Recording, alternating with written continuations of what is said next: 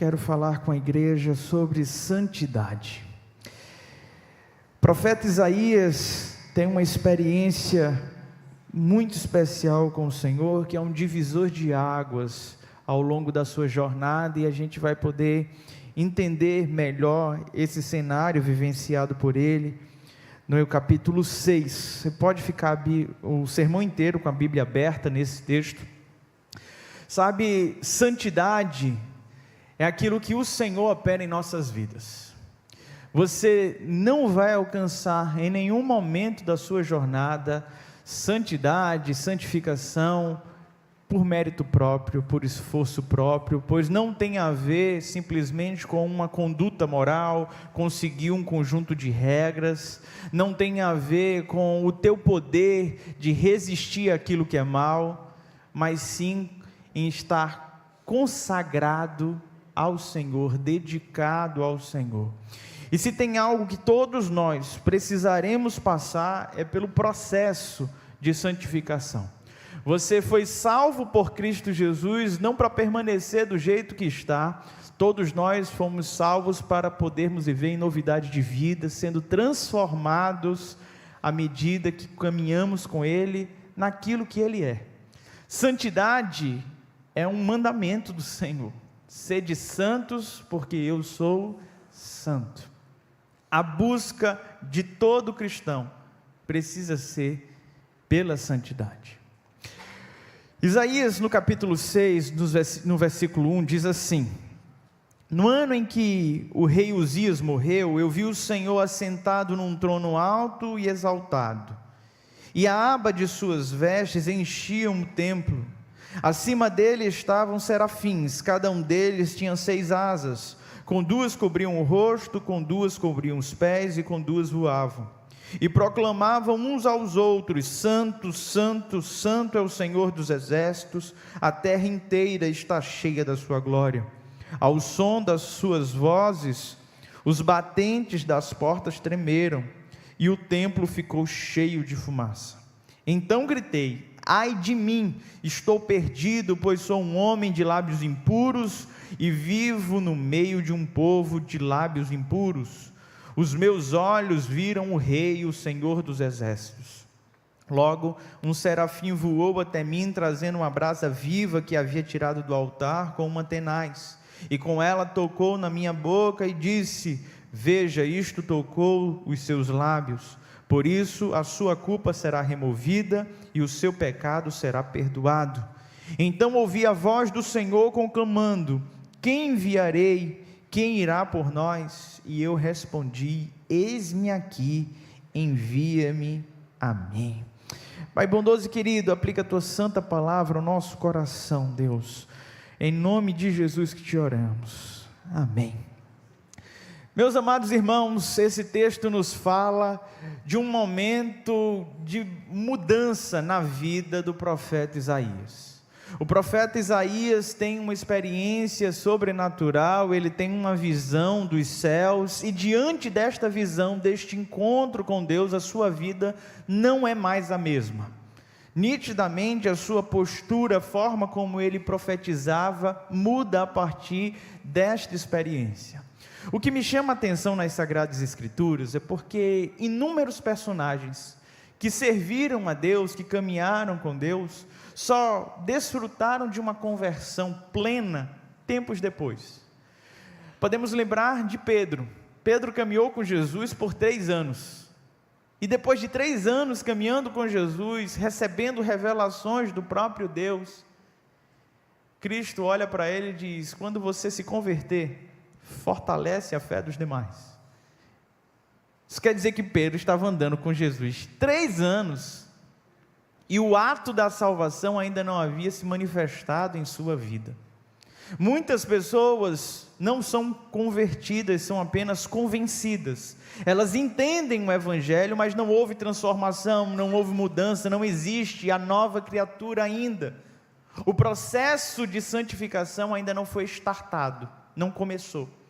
E tudo que eu e você precisamos entender é que a salvação sim é um ato, e a santificação é um processo. Se não há santificação na tua vida, talvez seja a hora de você questionar a sua conversão. É possível existir um crente carnal? Sim, é possível. A igreja de Corinto prova isso.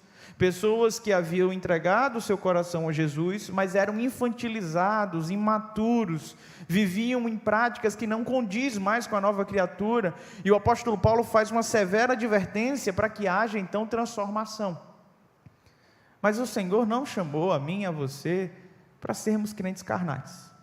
O Senhor não nos chamou para vivermos de meninice, de infantilidade. O Senhor nos chamou para que eu e você pudéssemos ser santos como Ele é santo. E essa santidade só é gerada na nossa vida a partir do momento da conversão genuína. Sem a conversão não há santidade. Por mais que você conheça alguém que vive uma vida ética, moral, que tem bons costumes, e você olha para a vida dessa pessoa e diz: rapaz, essa pessoa é um santo, não faz nada de ruim. O maior pecado que cometeu foi empurrar uma porta que estava escrito puxe, e diante disso você fala: essa pessoa é santa. Isso não é santidade. Santidade não tem a ver simplesmente com aquilo que eu e você fazemos ou deixamos de fazer. É muito mais profundo do que isso. A palavra do Senhor vai nos orientar que a santidade tem muito mais a ver com as intenções dos nossos corações do que com as nossas práticas. Isso é tão importante. É tão importante, porque algumas pessoas chegam se gabando e dizendo: ah, pastor, eu não faço nada de errado. Aquilo que normalmente a sociedade fala a respeito dos cristãos, né? Eu não bebo, eu não fumo, eu não tenho relações sexuais fora do casamento. Sim, e o que isso quer dizer?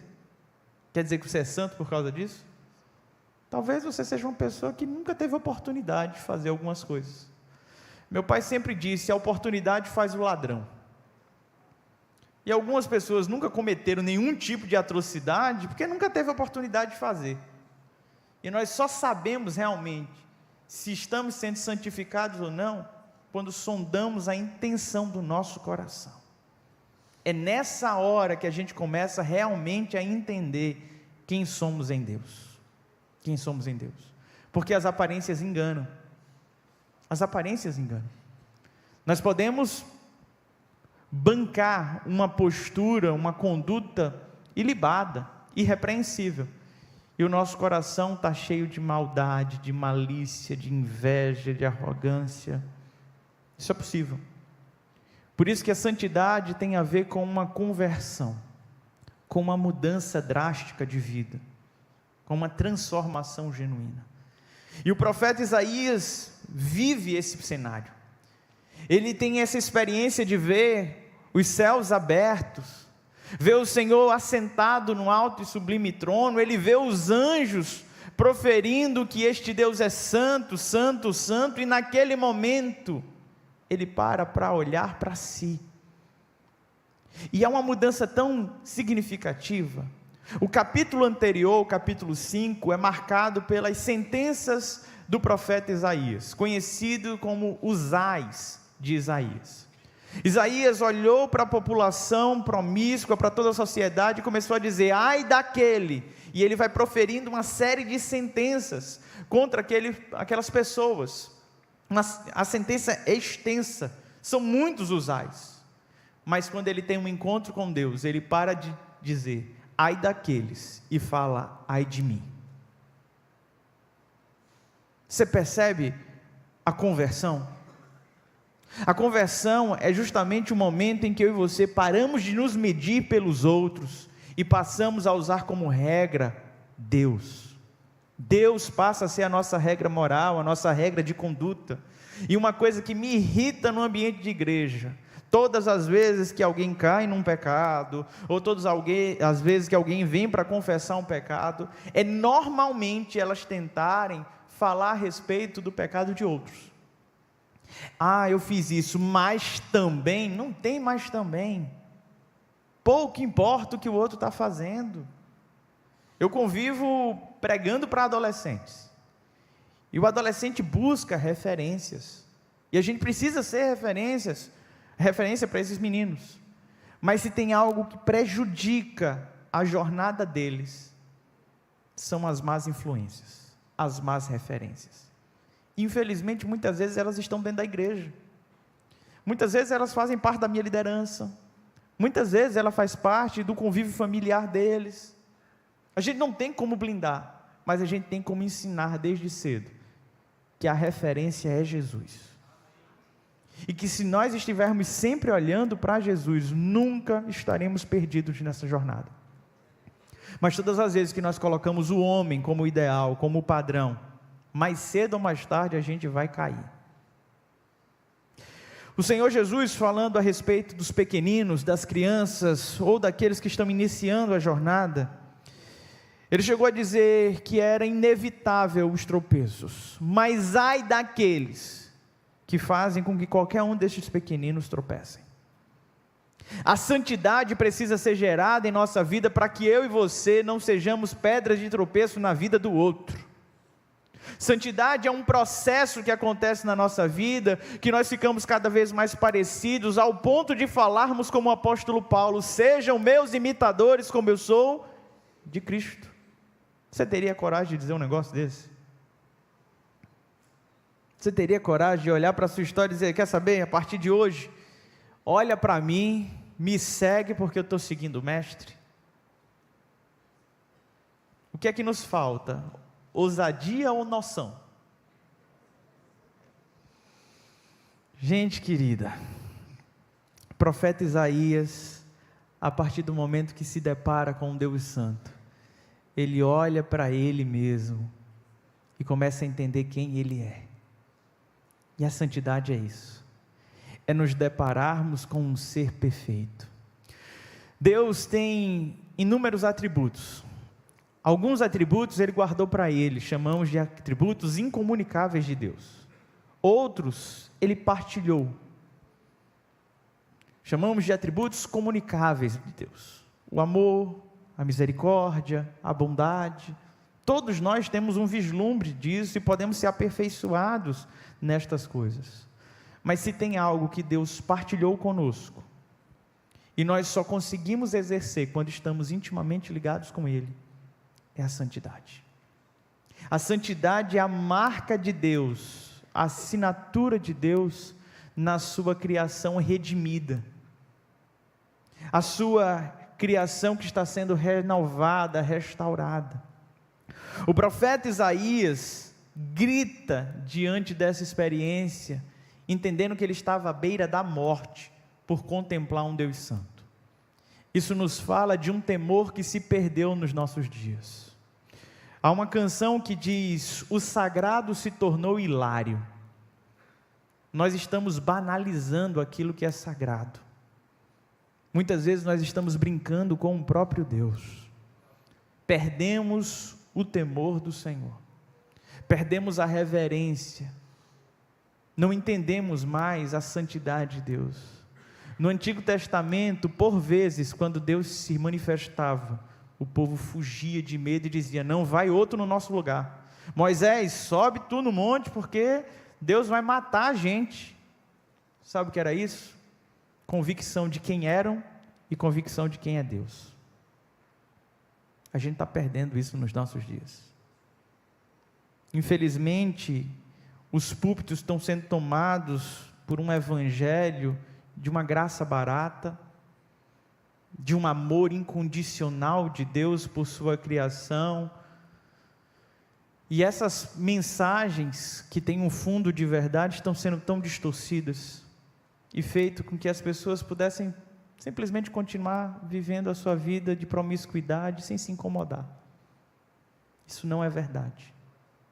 Nosso Deus é santo, e Ele exige santidade. Tente encontrar na Bíblia em que momento Deus não exigiu santidade. Encontre na Bíblia algum momento em que Deus se agrada do pecado, ou que Ele é conivente com o pecado. Você não vai encontrar. Você não vai encontrar. A gente precisa parar de dar ouvidos a esse tipo de discurso barato, que faz com que a gente se sinta de alguma maneira mais tranquilos com relação à ira vindoura, e precisamos corrigir as nossas ações. A partir do momento em que o profeta grita: ai de mim, estou perdido, ele confessa o seu pecado.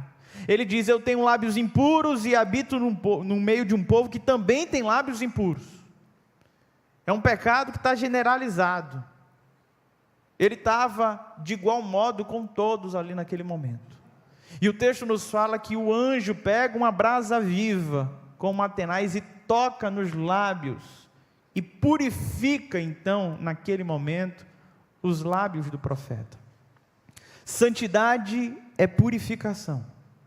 Quando nós lemos no Antigo Testamento o conceito de santidade, ele ia além de você seguir as regras morais, e além de você seguir os 10 mandamentos. Não bastava você guardar dias sagrados, você não mentir, não roubar, não adulterar. Sabe o que era exigido? As leis cerimoniais. Quer ser santo, seja limpo. Tinha a ver com banhos, tinha a ver com restrição alimentar, tinha a ver com uma série de coisas. E hoje nós sabemos que todas elas ficaram na antiga aliança, não faz mais parte dos nossos dias. Ninguém aqui precisa seguir nenhuma lei cerimonial, mas o princípio continua sendo o mesmo. Precisamos ter uma vida limpa, precisamos ter uma vida pura diante do Senhor. Não deve existir no nosso coração nenhuma maldade, nenhuma maledicência. E a gente só vai conseguir isso se todos os dias estivermos atentos à nossa postura. Se tivermos todos os dias colocando o nosso coração diante do Senhor e pedindo: Senhor, me purifica, me santifica. O texto nos fala que ele pega uma brasa viva e queima os lábios do profeta. A partir desta ação, ele agora tem os seus lábios limpos. Sabe, talvez tudo que nós precisemos que o Senhor faça por nós hoje, seja queimar tudo aquilo que não agrada a Ele. Sabe, da mesma forma que o ouro precisa passar por altas temperaturas para se tornar puro, tirando todo o material que não é tão nobre dele, eu e você precisamos passar por isso. Precisamos passar por pressões, por altas temperaturas, para sermos então purificados pelo Senhor. Essa mesma expressão de purificar estava agora fazendo com que o profeta fosse diferenciado dos demais. Ele disse: eu tenho lábios impuros e habito no meio de um povo que tem lábios impuros. E a partir daquele momento, o anjo está ali tocando em seus lábios e dizendo: não mais, agora você é diferente, agora você foi perdoado, você foi purificado, agora você está vivendo uma nova fase. Isso tem a ver com consagração. Consagração é uma dedicação, é uma oferta ao Senhor, é o uso exclusivo do Senhor, é diferente dos demais. Algo que foi consagrado a Deus, esse algo tem uma nova importância, um novo significado, uma nova utilidade e, acima de tudo, uma exclusividade. Sabe quando eu e você nos tornamos santos? Quando eu e você entendemos que somos exclusivos do Senhor. Nós pertencemos a Ele, somos a habitação do Seu Santo Espírito. Esta carne que habitamos, que vivemos, pertence ao Senhor. E o apóstolo Paulo compreende isso de uma maneira tão clara, que quando ele escreve a carta aos Coríntios, lá no capítulo 6, ele fala: você teria coragem de pegar os membros de Cristo e oferecê-los a uma prostituta? Olha a comparação que o apóstolo Paulo está fazendo. Pois todas as vezes que nós nos prostituímos, nos entregamos, nós não estamos entregando apenas a nossa carne, mas nós estamos entregando uma vida que não pertence a nós mesmos, mas ao Senhor.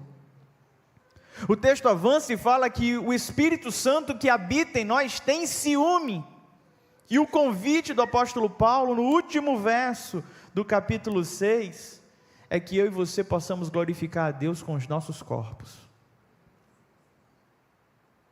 Nós somos exclusivos do Senhor. Exclusivos. Isso é santidade. Isso é consagração. E o que me chama a atenção nos nossos dias, qual é a diferença que existe entre um cristão e um não cristão? Qual é a diferença? A sociedade do tempo de Malaquias estava uma crise tão grande que eles também não conseguiam ver diferença nenhuma. Que o profeta Malaquias declarou: mas vai chegar um tempo em que vocês verão novamente a diferença entre o justo e o injusto. E eu anseio esse dia. Eu anseio esse dia. Eu e você precisamos brilhar no meio de uma geração corrompida e perversa. Precisamos ser luz, precisamos ser diferentes. O texto do Sermão do Monte, Jesus fala sobre sermos sal e luz. Isso tem se perdido. Cada vez mais nós queremos ser iguais. E o Senhor te chamou para ser diferente. Na verdade, o Senhor te chamou para promover diferença. Foi para isso que Ele nos chamou. Santidade é separação. No Antigo Testamento, quando você queria conservar uma carne, e aquela carne começava a apodrecer, você pegava e cortava, jogava fora a parte podre e preservava a parte boa. Este corte era kadosh, santidade. A palavra santidade é justamente quando o Senhor faz essa cisão, tirando tudo aquilo que não presta do nosso coração, separando aquilo que é terrível dele mesmo. O Senhor te chamou para viver essa santidade. Só que essa santidade, que começa no ato da conversão, que é fruto de uma purificação e de uma consagração ao Senhor, não termina aqui. Nós somos salvos, santificados para o serviço, para sermos usados por Deus. Você não é um utensílio decorativo do Senhor. Você não pertence a Deus como um objeto que decora. Você precisa ser útil nas mãos dEle. E não importa a idade que você tenha, o talento que você tenha, a habilidade, você foi chamado para o serviço. E quando a gente fala de serviço, normalmente as pessoas atribuem o servir a estar na igreja, a servir na igreja, a servir no ministério. É importante servir na igreja, mas você foi chamado para muito mais do que isso. Para muito, muito mais do que isso. Quando o profeta vive essa experiência com o Senhor, a partir desse momento que ele é convertido, purificado, consagrado, ele ouve a voz dos céus dizendo: quem enviarei? Quem há de ir por nós? E a resposta dele é: eis-me aqui, Senhor, usa-me a mim. Você não foi salvo e não está sendo santificado para esquentar um banco de igreja. Não foi. Você foi comissionado pelo próprio Deus, convocado pelo próprio Deus para ser bênção, para ser luz. Os lábios do profeta foram queimados para que agora a boca dele pudesse ser a boca do Senhor. E hoje, o Senhor está aqui mais uma vez para te santificar, para te purificar, para que você seja usado como instrumento para a glória dele. E muitas vezes a gente quer mistificar o serviço, ou pensamos que o serviço só tem a ver com esse ambiente litúrgico. Você é instrumento do Senhor quando você não paga mal por mal. Você é instrumento do Senhor quando as pessoas estão te perseguindo e você continua orando por elas. Quando você serve aqueles que não gostam de você. Servir não tem a ver simplesmente com ambientes espirituais, mas tem a ver com a dedicação ao outro. Quando nós servimos o outro tem um vislumbre da bondade de Deus por nosso intermédio. Você pode ser as mãos do Senhor para pessoas que ainda não conheceram o Senhor. Você pode ser a boca do Senhor para pessoas que nunca ouviram falar do Senhor. Mas é necessário que eu e você estejamos prontos a testemunhar, prontos a falar, a viver essa santidade. Sabe, essa santidade não deve causar distância sua para as pessoas à tua volta. Durante muito tempo, as pessoas que queriam se santificar, achavam que tinham que fazer peregrinações, abandonar o ambiente do lar, ir para o mosteiro, ir para o deserto, ir para qualquer lugar longe de todo mundo e ali viver uma vida dedicada ao Senhor. Não é assim. O Senhor te chamou para viver em santidade no meio da lama. No meio da lama. O Senhor te chamou para viver santidade no meio de pessoas que estão vivendo de maneira perversa, de maneira imoral. O Senhor não pediu para que a gente fosse retirado do mundo. O apóstolo Paulo fala isso quando está escrevendo a carta aos Coríntios, no capítulo 5. Ele vai dizer, se fosse de outra forma, vocês teriam que sair do mundo. Mas não.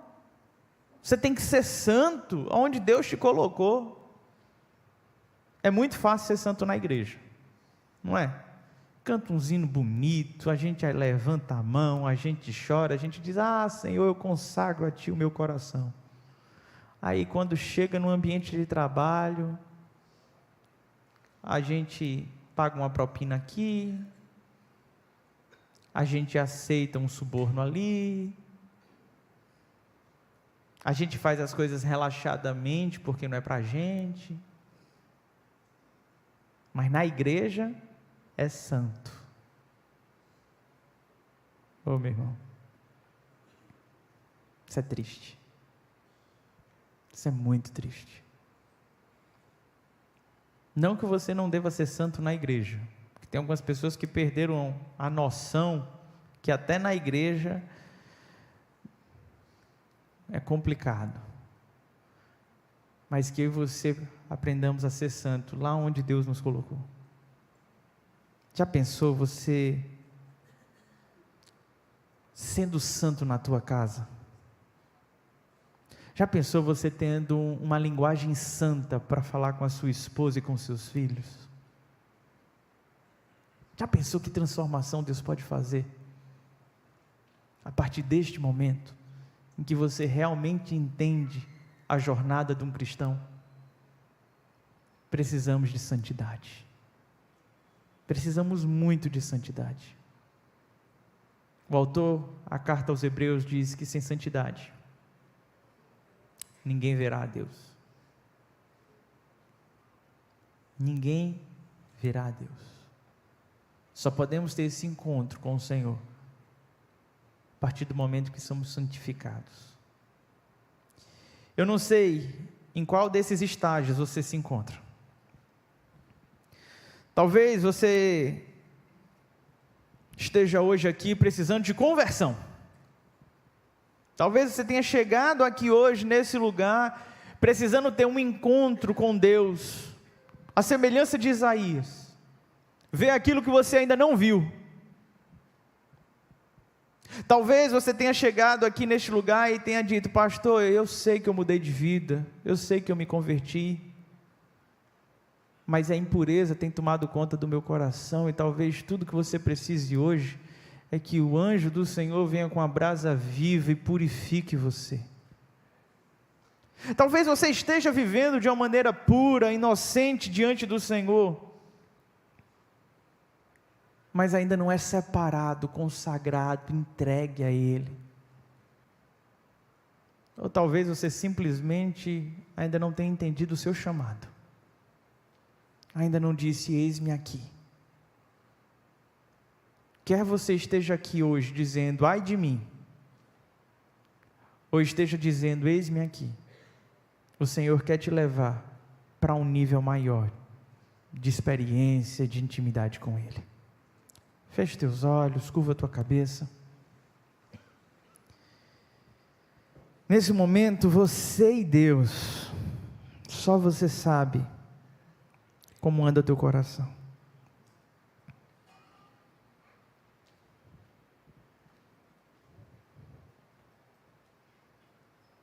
Abre teu coração plenamente para Ele.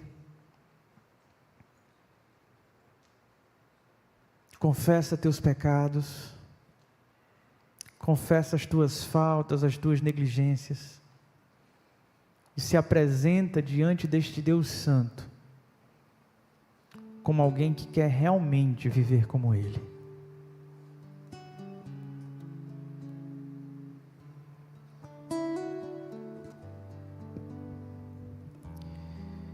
Para que eu e você venhamos a viver essa santidade, primeira coisa que precisamos, como nos diz o texto, é olhar para nós mesmos e dizer: ai de mim, Senhor.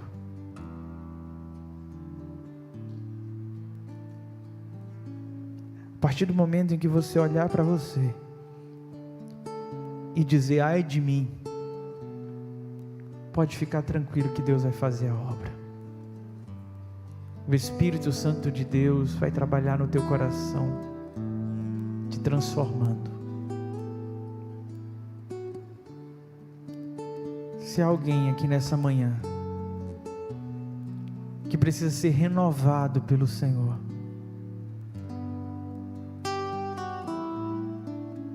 se há alguém aqui nessa manhã que já não quer mais ser igual,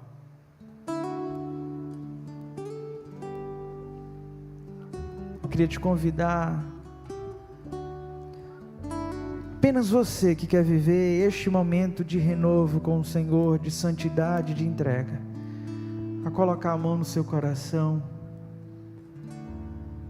E eu quero orar, quero que você repita comigo uma oração de entrega.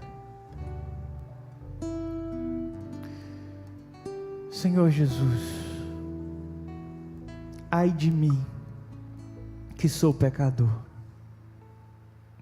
mas graças a Ti, recebo o perdão dos meus pecados. Vem com Teu Santo Espírito e santifica o meu coração. Eu quero viver para a Tua glória, em nome de Jesus, amém. Se há alguém aqui nesse lugar que está se sentindo vocacionado pelo Senhor, que se converteu, que foi santificado, mas sabe que não está servindo, não está sendo útil no reino, e diante dessa mensagem está pronto para dizer a Deus: eis-me aqui, Senhor, usa-me a mim. Eu quero orar por você. Eu quero orar por você que se sente vocacionado por Deus nesta hora.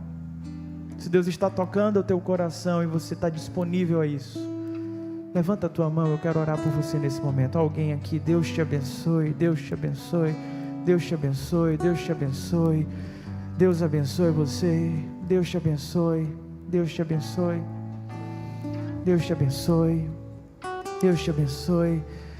A semelhança de Isaías, diga ao Senhor nesse momento: eis-me aqui. Se coloca de pé e vamos orar ao Senhor. Senhor, nosso Deus e bom Pai, coloco diante de Ti nessa hora homens e mulheres, ó Deus, que estão dizendo publicamente: usa a minha vida, Senhor, usa a minha vida para a Tua glória, Pai. Ó Deus, traz santidade para o Teu povo. Coloca em nosso coração, ó Deus, a pureza que há em Ti, a bondade que há no Senhor. Que possamos, ó Pai, estar consagrados, dedicados, separados a Ti. Que no nome de Jesus, nessa hora, o Senhor confirme o chamado de cada um que aqui está. E que possamos ser bênçãos no Teu reino, Pai. Se há em nosso meio aqueles, ó Pai, que estavam vivendo na imoralidade, aqueles que estavam distante de Ti, que estavam errando o alvo, que nesta hora, Deus, na autoridade do nome de Jesus, sejam purificados, santificados, ó Deus, restaurados plenamente, para uma vida nova, uma vida santa, uma vida agradável a Ti, de uso exclusivo do Senhor. Pai, nesta hora, Deus, como igreja do Senhor, nós declaramos, ó Deus, renova-nos, ó Deus, transforma o nosso coração, tira tudo que não Te agrada, já não queremos ser iguais, ó Deus, nos transforma para a Tua glória, no nome de Jesus, amém.